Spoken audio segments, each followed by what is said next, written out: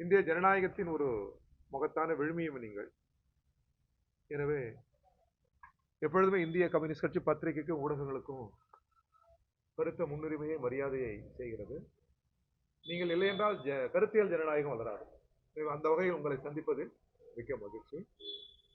இந்த டிட்வா புயல் இப்போது வடக்கு நோக்கி நகர்வதாக சொல்லப்படுகிறது.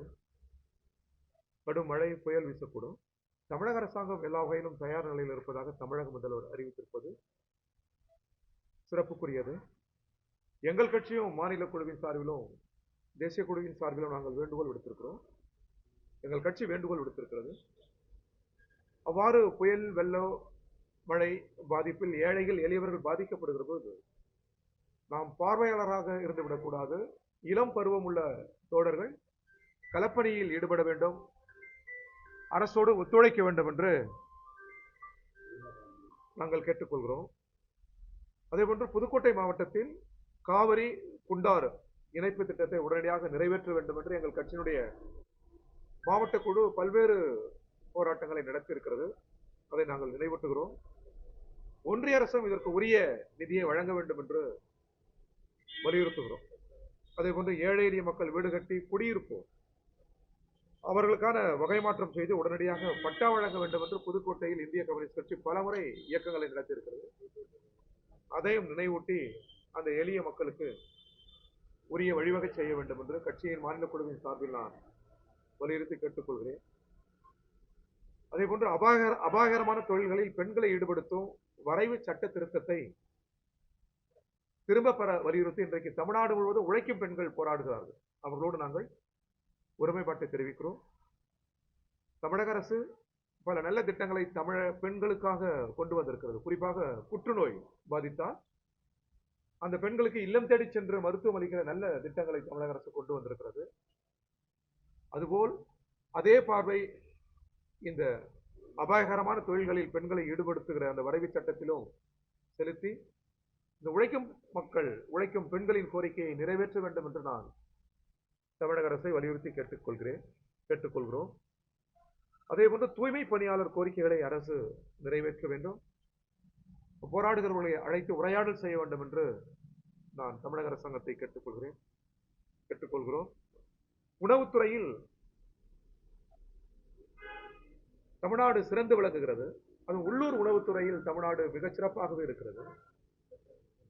நமது பொருளாதாரத்தில் மக்களின் தேவைகளில் பெரும் பங்கையாற்றுவது சிறு தொழில் தான். மரபு தொழில், குலத்தொழில் தான்.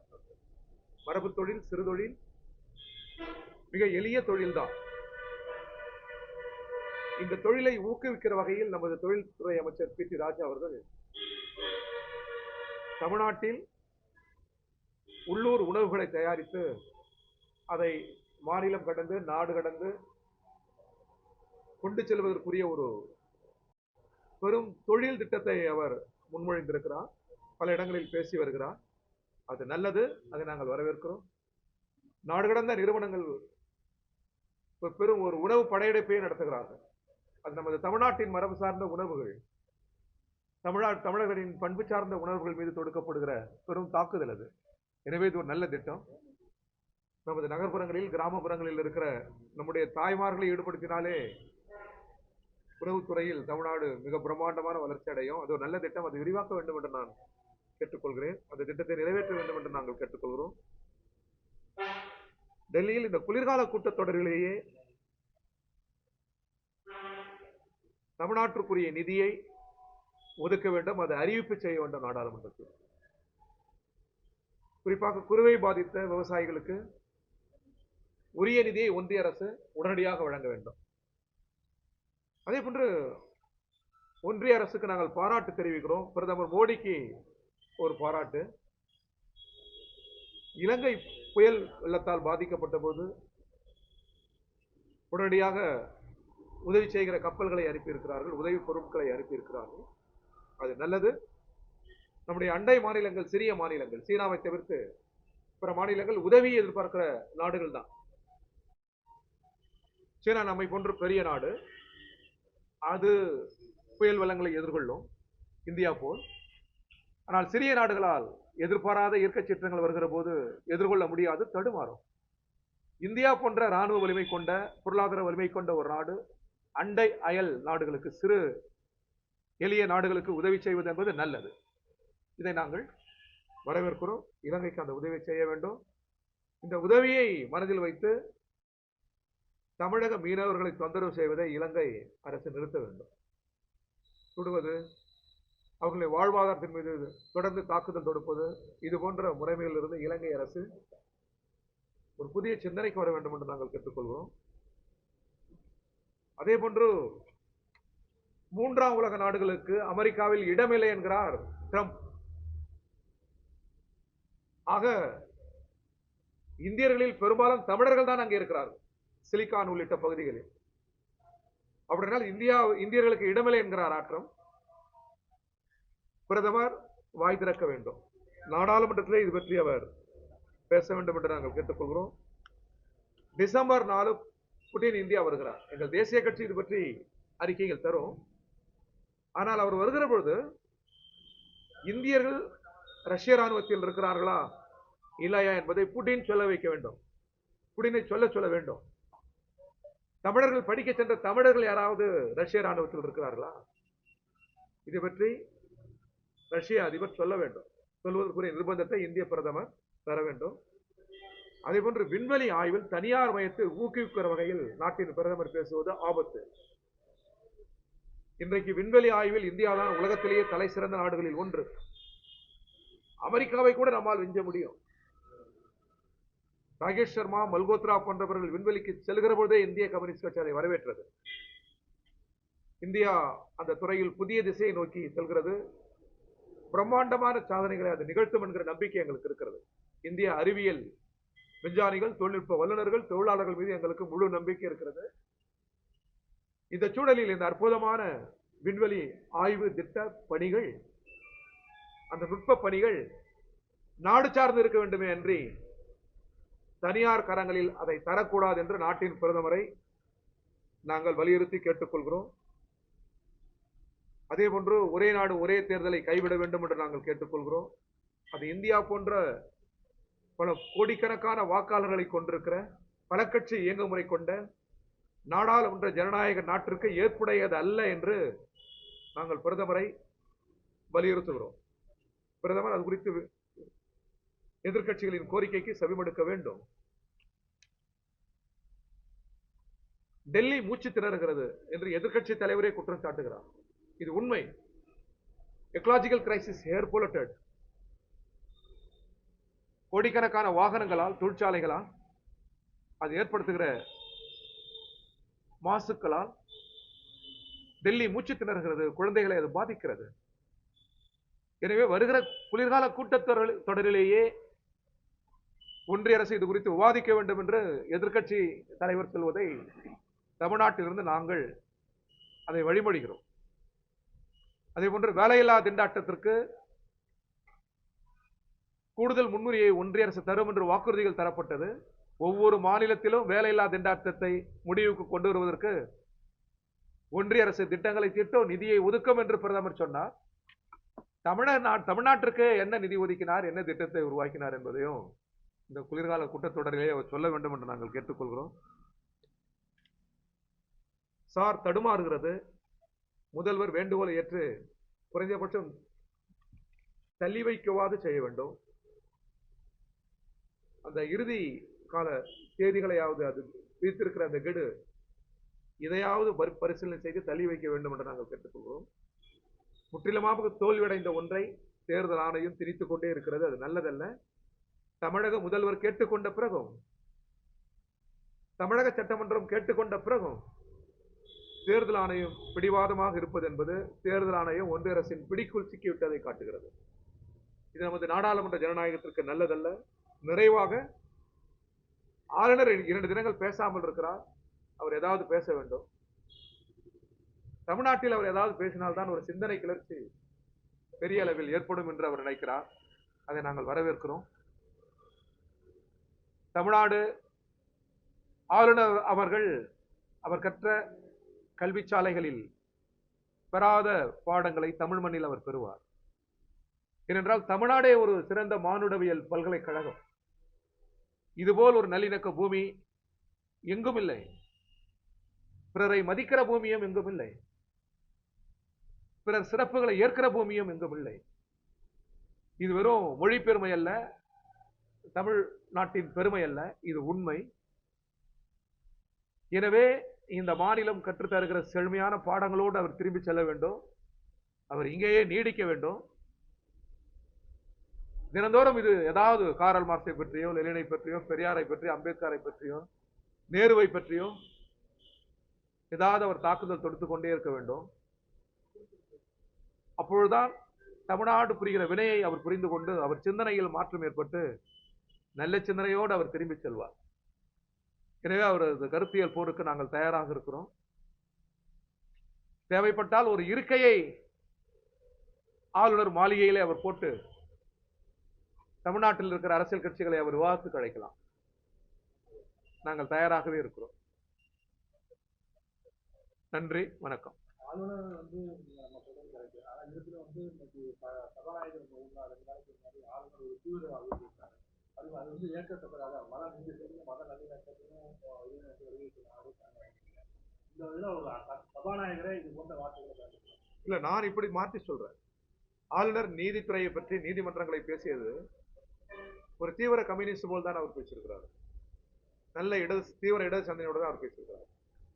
ஒரு தீவிர கருத்தியலை பேசுகிறார் என்கிற அர்த்தத்தில் அவர் பேசியிருக்க கூடும். ஆனால் உண்மை என்னவென்றால் இதுவரை இடதுசாரிகள் பேசியதை அவர் பேசியிருக்கிறார். நீதிமன்றங்களில் ஏழைகளுக்கு நீதி கிடைக்கவில்லை. செய்யாத குற்றங்களுக்கு ஏழைகள் சிறைச்சாலைகளில் நிரம்பி வழிகிறார்கள். நீதி சுதேசிமயமாக வேண்டும். நீதி உள்ளபடியே எளிய மக்களுக்கு எளிதில் கிட்டுகிற நீதியாக இருக்க வேண்டும். ஏழைகளுக்கு ஒரு நீதி, செல்வந்தர்களுக்கு ஒரு நீதி என்கிற இந்த பாகுபாடு ஒழிய வேண்டும் அப்படின்னு அவர் தான் சொல்லியிருக்கிறார். அப்ப இந்த உரையெல்லாம் எதை காட்டுகிறது? அவர் தமிழ்நாட்டில் இருந்து மெல்ல மெல்ல அந்த வலது சிந்தனையிலிருந்து மாறுவதை காட்டுகிறது. எனவே தீவிரவாதி என்று அந்த தண்டகாரண்யத்தில் ஆயுதம் தாங்கி போராடுகிற நக்சல் என்ற குற்றச்சாட்டு அல்ல தமிழ்நாட்டிலிருந்து வந்திருக்கிற குற்றச்சாட்டு. கருத்து தீவிரவாதத்தை அவர் முன்மொழிகிறார்.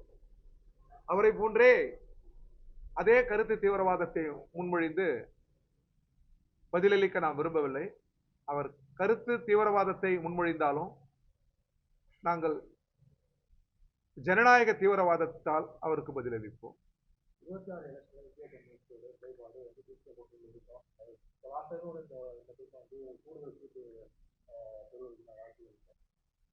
இல்லை, எல்லோருமே நீங்கள் உட்பட கேள்வி எழுப்புகிற நீங்கள் உட்பட எல்லோருமே தமிழக சட்டமன்றத்தில் நாடாளுமன்றத்தில் இடதுசாரிகளின் எண்ணிக்கை அதிகரிக்க வேண்டும் என்று விரும்புகிறார்.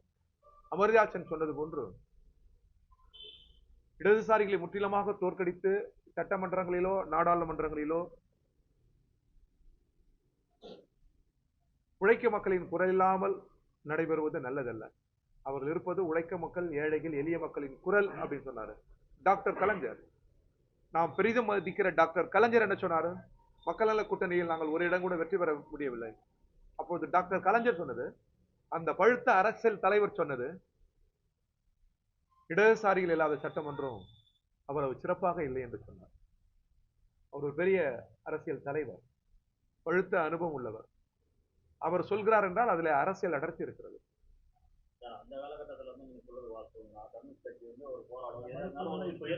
அவர் பேசட்டும். ஆனா இப்போ திமுக அடிமையா இருக்க கூட்டணி கட்சிகள் எல்லாம் எந்த விதத்திலுமே கம்யூனிஸ்டோ இடதுசாரிகளோ எதுவுமே ஒரு வழிபடுத்துறதுல ஒரு போட்டத்தை தாய்ங்கிறதுன்னு சொல்லி ஒரு குற்றச்சாட்டு இருக்கிறாங்க. முதல்ல இந்த சொல்லை நமது உரையாடலில் இருந்து நீக்கிவிட வேண்டும். அடிமை என்ற சொல். அடிமைனா நீங்க யார சொல்றீங்க?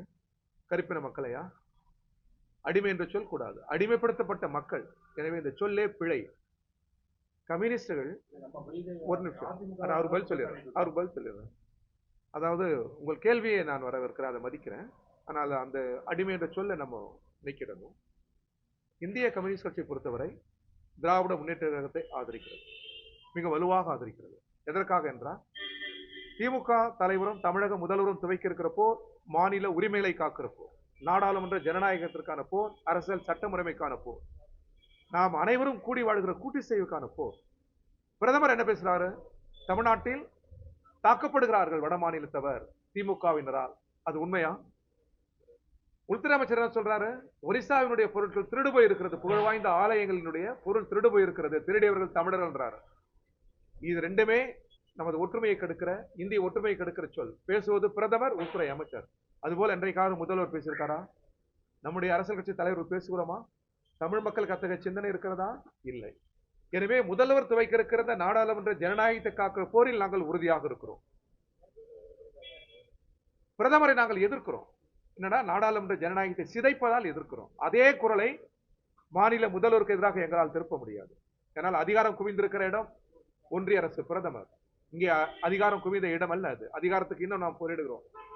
அதே நேரத்தில் உழைக்கிற மக்கள் போராட்டத்தில், எந்த போராட்டத்தில் இந்திய கம்யூனிஸ்ட் கட்சி அறிக்கை விடவில்லை, போராடவில்லை? எந்த போராட்டத்தை நாங்கள் கடந்து சென்று விட்டோம் என்று நீங்கள் சொன்னால் நான் விளக்க முடியும். ஒரு நிமிடம். இப்போ நேற்றும் சொல்றோம், இன்றையும் சொல்கிறோம், நாளையும் சொல்கிறோம். தமிழக அரசா ஒன்றிய அரசா என்றால் நாங்கள் தமிழக அரசின் பக்கம், ஒன்றிய அரசை கடுமையாக எதிர்ப்போம், கருத்தியல் போர் புரிவோம். ஆனால் உழைக்கும் மக்களா தமிழக அரசு என்றால் உழைக்கும் மக்கள், அரசு ஊழியர்களா தமிழக மக்கள் என்றால் அரசு ஊழியர்கள், சாதாரண ஏழை எளிய மக்கள், கிராமப்புற விவசாயிகளா அரசா என்றால் கிராமப்புற ஏழை எளிய மக்கள். இது எங்கள் கொள்கை. இந்த கொள்கையிலிருந்து நாங்கள் விலகிவிட்டால் நாங்கள் அல்ல. சொல்லுங்க. தூய்மை பணியாளர்கள் இது வரைக்கும் போராட்டம் நடத்திருக்காங்க. இது வந்து உடனே வந்து பிஜேபி அரசு பிரைவேடைசேஷன் ஆகிறது அதுக்காக தூய்மை பணியாளர்களுக்காக இந்திய கம்யூனிஸ்ட் போராட்டம் வந்து ஆதரவு தெரிவிக்கிறாங்க, இல்லைன்னு சொல்லல. ஆனால் சாம்சங்கன் போராட்டத்தின் போதோ இல்ல 10 மணி நேரம் வேலையை அந்த சட்ட மசோதாவோ உடனடியாக அழுத்தம் கொடுத்து அதை வந்து வாபஸ் வாங்க தூய்மை பணியாளர்கள் போராட்டம் இதுவரைக்கும் என்ன நடவடிக்கை அழுத்தமே கொடுக்கறதுக்கான வாய்ப்பே இல்லையே. அன்பரே, இன்றைக்கு தூய்மை பணியாளர்கள் போராடுகிறார்கள் என்றால் செங்கோடி பிடித்துதான். அங்கே அந்த போராட்டத்தை முன்னெடுத்திருப்பதும் கம்யூனிஸ்டுகள் தான். இந்தியாவில் உழைக்கிற மக்கள் ஏழைகளின் போராட்டங்களை முன்னெடுப்பது ஒன்று இந்திய கம்யூனிஸ்ட் கட்சி, மார்க்சிஸ்ட் கம்யூனிஸ்ட் கட்சி அல்லது மார்க்சிஸ்ட் அல்லது மாவோயிஸ்டுகள். இப்படிதான் இருப்பாங்க. நீங்க தண்டகாரணியின் துவங்கி புதுக்கோட்டை வரைக்கும் எடுத்துக்கோங்க. இங்கே நின்று கொண்டிருக்கிற இந்த பத்திரிகை அன்பர்கள், ஊடக அன்பர்கள், உங்களுக்கு ஒரு சங்கம் வேண்டும் என்றாலும் நீங்கள் முதலில் உங்கள் சிந்தைக்கு வருவது செங்கோடி தான், இடது சிந்தனை தான். போலீஸ்காரர்கள் ஒரு சங்கம் அமைப்பதற்காக தமிழ்நாட்டில் முயற்சி செய்தார்கள். அவர்கள் விரும்பிய சங்கம் எது? இடது சங்கம் தான், இடதுசாரி சங்கம் தான். நீதிபதிகளே கூடி தங்களுக்கு ஒரு சங்கம் வேண்டும் என்றாலும் அவர்கள் சிந்தையில் எது எழும் என்றால் செங்கொடி தான் எழும். ஏன்னால் செங்கொடியின் மறுபெயர் நீதி, நியாயம், உரிமை, போர். எனவே இதை நீ என்ன பதில் எதிர்பார்க்குறீங்க? நான் மீண்டும் சொல்லிட்டேன். ஒன்றிய அரசுக்கு எதிரான அந்த கோபக்குரல், போர் குரல் தமிழக அரசாங்கத்துக்கு எதிராக நாங்கள் திருப்பின நீங்க பாக்குறீங்களா? திமுக எங்கள் தோழமை கட்சி, நாங்கள் அந்த கூட்டணியில் இருக்கிறோம். தமிழ்நாட்டின் உரிமைக்காக முதல்வர் போராடுகிறார், உறுதியாக நாங்கள் இருக்கிறோம். இது அரசியல். அதே நேரத்தில் ஊழியர் போராட்டத்தை நாங்க எதிர்க்கிறோமா? தொழிலாளர் போராட்டத்தை நாங்க எதிர்க்கிறோமா? தூய்மை பணியாளர் போராட்டத்தை நாங்க எதிர்க்கிறோமா? விவசாயிகள் போராட்டத்தை நாங்கள் எதிர்க்கிறோமா? அதெல்லாம் 1000 முறை சொல்லிட்டோமே. தமிழக அரசா மக்களானா மக்கள், தொழிலாளர், ஏழைகள் பக்கம், இங்கிருந்தா எங்கள் குரல் எழும். போராட்டத்தை எப்படி நடத்தின நீங்க சொல்லுங்க, நாங்க அதை பற்றி சிந்திக்கிறோம்.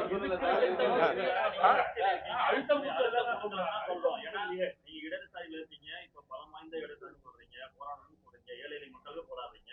ஆனா திமுக கவர்மெண்ட் உங்களுக்கு திமுக கூட்டணியில இருக்கனால உங்களை வந்து அடக்கி வைக்குதா? நீங்க வந்து ஏன் அழுத்தம் கொடுக்கல?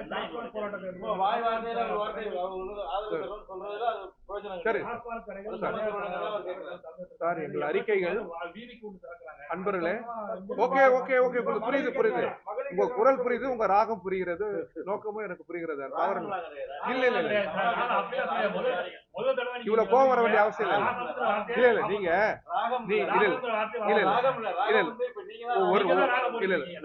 பரவாயில்ல. அதாவது நீங்க மூலமா கேட்டுக்கொண்டிருந்த நீங்கள் தமிழக அரசாங்கத்தை பற்றி சொல்கிற போது உங்கள் குரல் மாறுகிறது, ராகம் மாறுகிறது. நான் சொல்ல வரேன், அவ்வாறு அன்பரே, சகோதரரே, அவ்வாறு பேசினாலும் தவறில்லை. இல்ல இல்ல, அவ்வாறு பேசினாலும் தவறில்லை, கோபமாக பேசினாலும் ஜனநாயகத்தில் தவறில்லை.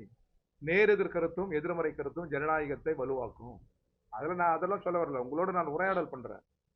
நானும் நீங்களும் சமம், கருத்தியலில் இருவரும் சமம், இல்லைன்னா கருத்தியல் வளராது. அந்த வகையில் நான் என்ன சொல்ல வரேன்னா, ஒன்றிய அரசும் தமிழக அரசும் ஒன்றல்ல. அதிகாரம் குவிந்திருப்பது ஒன்றிய அரசு, அதிகாரத்தை பறிப்பது ஒன்றிய அரசு. ஆளுநர் மூலம் ஒரு மசோதா ஒன்றை நிறைவேற்றினால், நான் உங்களை திருப்பி கேட்கிறேன்,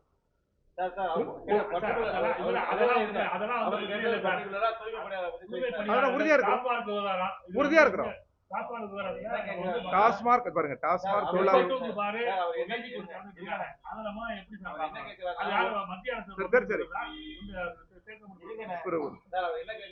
ஒற்றை வரியில தூய்மை பணியாளர்கள் பாதுகாக்கப்படும். நீங்க பேட்டி கொடுத்து சரிங்க, நீங்க முதலமைச்சர் சந்திச்சு திருப்பி அழுத்தவங்க கூட்டணி நிர்பந்தம் பண்ணுங்க, ஏன் இப்படி பண்றீங்கன்னு அப்படின்னு அந்த சொல்றதுல இல்ல. அது அப்படியே இல்ல சாப்பாடு காலத்துல நாங்க பாக்குறோம். அப்ப இருந்த ஒரு கம்யூனிஸ்ட் ஒரு பொறுக்கணும் இப்ப இல்லங்கிறதா போயிட்டு இருக்க போதான். இப்ப வரக்கூடிய தலைவர்கள்லாம் ரொம்ப அமைதியா அந்த கூட்டணி கட்சியில இருக்குங்கிறதுக்காக அந்த ரொம்ப அமைதியா போற மாதிரி இல்ல, ஒருபோதும் இல்லை. உழைக்கிற மக்களின் உரிமை போரில் விட்டு தருவதற்கோ சமரசத்திற்கோ இடமில்லை. அங்கே தூய்மை பணியாளர் போராட்டத்தில் பறந்து கொண்டிருக்கிற கொடி செங்கொடி. தினந்தோறும் அங்க போய் வாழ்த்துகிறவர்கள் செங்கொடி இயக்கத்தை சேர்ந்தவர்கள். சிபிஎம் ஸ்டேட்மெண்ட் விட்டுருக்கிறோம், சிபிஐ ஸ்டேட்மெண்ட் இருக்கிறோம். இது வெறும் வாய் வார்த்தை அல்ல. நாங்கள் ஒரு அறிக்கையை வெளியிடுகிறோம் என்று சொன்னால் மேலிருந்து கீழ் வரை கருத்தறிந்து கட்சியின் கருத்தாக நாங்கள் வெளியிடுகிறோம். அந்த அறிக்கையை எளிதில் கடந்து செல்லக்கூடாது என்று நாங்கள் வேண்டி கேட்டுக்கொள்கிறோம். தமிழக அரசாங்கத்தை நாங்கள் நிர்பந்திக்கிறோம் அறிக்கையின் மூலம், கருத்தின் மூலம், தொலைக்காட்சியின் வாயிலாக. நான் மீண்டும் சொல்லிட்டேன், தமிழக அரசா ஏழைகளா தொழிலாளர்கள் என்றால் ஏழைகள் தொழிலாளர்கள் இவர்கள் பக்கம் என்று இவர்களின் குரலை நாங்கள் அழுத்தமாக பிரதிபலிப்போம். இதில் சமரசத்திற்கே இடமில்லை. இதில் நாங்கள் கடந்து சென்றால் நாங்கள் அல்ல என்று சொல்லிவிட்ட பிறகும் நீங்க மீண்டும் மீண்டும் எழுப்பணும். சரிங்க, சரி, என்ன பண்ணலாம் சொல்லுங்க. ஓகே ஓகே ஓகே, என்ன பண்ணலாம் நீங்க சொல்லுங்க, அதை பண்ணலாம். சொல்லுங்க. ஆமாங்க, எங்கே மகளிருக்கு குற்றம் நடந்தாலும் அது சமூகத்தினுடைய முழு பொறுப்பு. ஆட்சியாளர்கள் என்கிற முறையில் மக்களை பாதுகாக்க வேண்டிய முழு கடமை, முழு பொறுப்பு இருக்கு. அதிலிருந்து பாடங்களை எடுத்துக்கொண்டு எங்கேயும் குற்ற செயல் தடுக்காமல் இருப்பதற்கு அரசு தன்னால் ஆனதை செய்ய வேண்டும். ஒரு சமூகமே கூட்டாக கூடி நின்று, ஒரு அறிவு சமூகமாக கூடி நின்று பெண்களுக்கு ஏற்படுகிற பாலியல் தொல்லை, பாலியல் வன்கொடுமைகளுக்கு எதிராக போர்க்குரல் எழுப்ப வேண்டும். அதற்கு சமூகம் கல்விமயமாக வேண்டும், சமூக அறிவியல் கல்விமயமாக வேண்டும். இது ஆணாதிக்க சமூகம் பெண்ணை அடக்கி ஒடுக்குகிறது.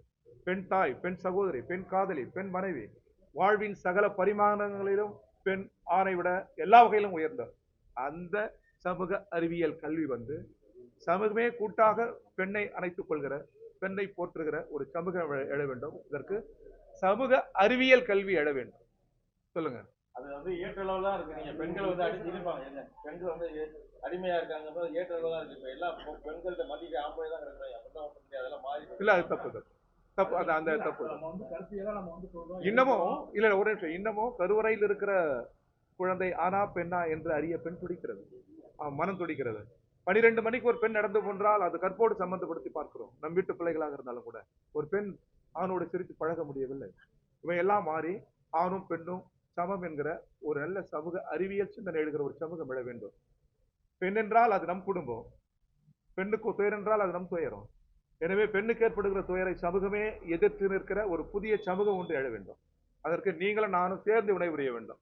சொல்லுங்க. பாலியல் வன்கொடுமை நம்ம பொள்ளாச்சி பாலியல் வன்கொடுமை அனைத்து எதிர்கட்சி, அப்போ நம்ம வந்து எதிர்கட்சியா இருந்தோம், அனைத்து எதிர்கட்சிகளுமே வந்து சேர்ந்து போராடி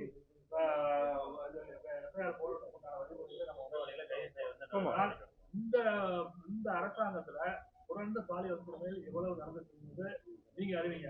உங்களுடைய விட்டுறேன், எவ்வளவு பாலியல் வன்கொடுமை நடந்துட்டு தெரியும்.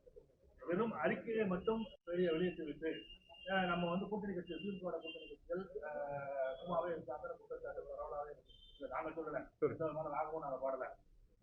இல்ல, ராகம் பாடினாலும் தவறில்ல, ராகம் நல்லது தமிழுக்கு. அந்த மாதிரி அது வந்து அது அறிக்கையாக தான் நம்ம வந்து நடவடிக்கைகள் ஐயா இருக்கோம். கவர்மெண்ட்டுக்கு வந்து நம்ம வந்து என்ன அழுத்தம் கொடுத்துருக்காங்க. ஐயா, நீங்க கணக்கெடுத்துக்கோங்க நண்பரே. எங்கே பெண்கள் பாதிக்கப்பட்டிருந்தாலும் அங்கே இந்திய மாதர் தேசிய சமூகம், அதே போன்று மார்க்சிஸ்ட் கம்யூனிஸ்ட் கட்சியின் பெண் அமைப்பு, மார்க்சிஸ்ட் லேடிஸ் அமைப்பின் பெண் அமைப்பு, இந்த 3 அமைப்புகளும் கண்டன குரல் எழுப்புகிறார். கூட்டம் குறைவா இருக்கும், கூட இருக்கும். ஆனால் அங்கேயும் கொடி பிடித்து இந்த அநீதிக்கு எதிராக எங்கள் குரல் தான் பதிவாகி இருக்கிறது. நீங்கள் இந்த கேள்வியை வேறு பெரிய பெரிய கட்சிகள் பார்த்து திருப்ப வேண்டும் என்று உங்களை தோழமையோடு கேட்டுக்கொள்கிறேன்.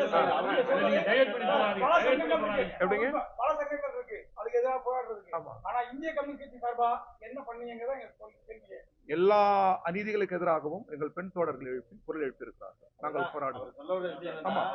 உறுப்பினர்கள் வந்து அடிப்படை உறுப்பினர்கள் கீழ்மட்டத்தில் சரியான சரிங்க. தலைமை பண்பு இருக்காங்க, ஒரு வரியோட போயிடுறாங்க. என்ன பண்ணணும் தமிழகத்துல? அறிக்கை தரலாம், இருங்க, அறிக்கை தரலாம், போராடுவோம். இப்ப நீங்க இப்ப 8ஆம் தேதி நாங்க போராடுறோம், அறிக்கை தந்து போராடுகிறோம், நாங்கள் அறிக்கை தருகிறோம், முன்மொழிகிறோம், முடிவெடுக்கிறோம், தமிழ்நாடு முழுக்க போராடுகிறார்கள். இப்படிதானே தலைமை செய்ய முடியும். தலைமை என்ன பண்ணணும்? தடித்த வார்த்தைகள் நீங்கள் என்ன பண்ணாலும் எங்களுக்கு வராது. பிரதமர் மேலே எங்களுக்கு வராது, RS மேலே எங்களுக்கு வராது. எங்கள் பண்பாட்டுக்கூறு வேறு. நீங்கள் வார்த்தைகளை தோலுரிக்கணும். வார்த்தையை தோலுரிக்க உங்கள் அறிவுக்கு, நீங்கள் படித்தவர்கள், அதிகம் தெரிந்தவர்கள், வார்த்தையை தோலுரிங்க. நான் என்ன சொன்னேன்?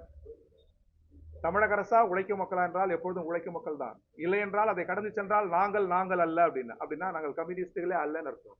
அப்படி தோல் உரிக்க கத்துக்கோங்க வார்த்தைகளை. சொல்லுங்க. நீங்க அந்த மாதிரி இல்ல இல்லையா? எங்களுடைய தோல் கேள்வி வைக்கல அப்படிங்கிற மாதிரி கூட்டணியில இல்ல. இருக்கும்போது டிமாண்ட் பண்ணி எங்களுக்கு உங்களோட கூட்டணியில இருக்கிறதுக்கு எங்களுக்கு ஏன் நிர்பந்திக்க மாட்டீங்க? சரி. நிர்பந்தம் பண்ணலாம் கேட்கிறேன். வேற உங்களை என்ன சரி. 25 முடிவு நடக்கும். ஓகே, அரசுக்கு அறிக்கை வாயிலாக ஒரு நிர்பந்தம், உங்கள் மூலமாக ஒரு நிர்பந்தம், எழுதுவதின் பேசுவதன் மூலமாக ஒரு நிர்பந்தம். இப்ப நீங்கள் கொடுக்கிற இந்த இன்னும் உங்கள் அழுத்தத்தையும் எடுத்துக்கொண்டு இன்னும் பல்வேறு நிர்பந்தங்களை ஒன்று தமிழக அரசுக்கு நாங்க தரோம். ஓகே, அப்புறம் வேற என்ன? வேற ஒண்ணும் இல்லையா?